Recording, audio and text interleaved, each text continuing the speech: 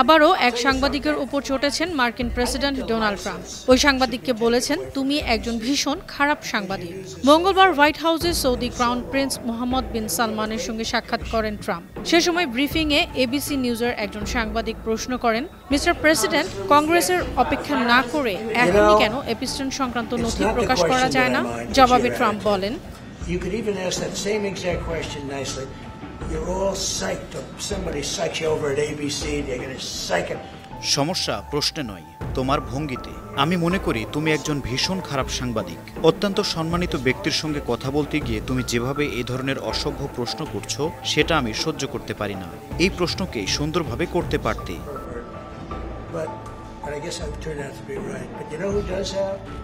তিনি আরো বলেন,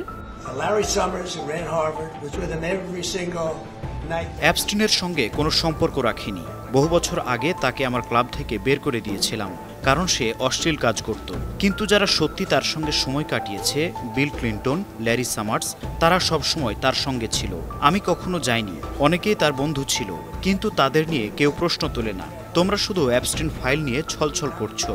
অ্যাপস্টিন ফাইল নিয়ে ডেমোক্র্যাটদের এটি একটি ষড়যন্ত্র, যাতে আমি $21 ট্রিলিয়ন হিসাব প্রকাশ করতে না পারি।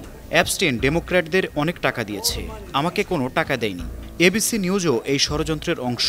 এটা একটা ভুয়া সংবাদ মাধ্যম।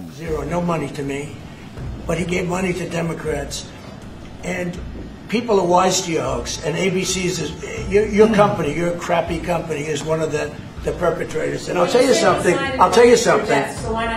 শেষে তিনি সাংবাদিককে সতর্ক করে বলেন,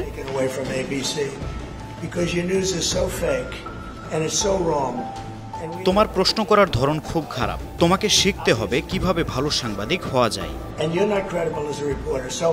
I've answered your question. You should go and look at the Democrats who received money from Epstein.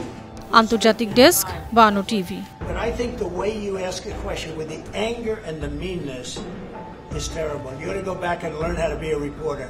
No more questions from you.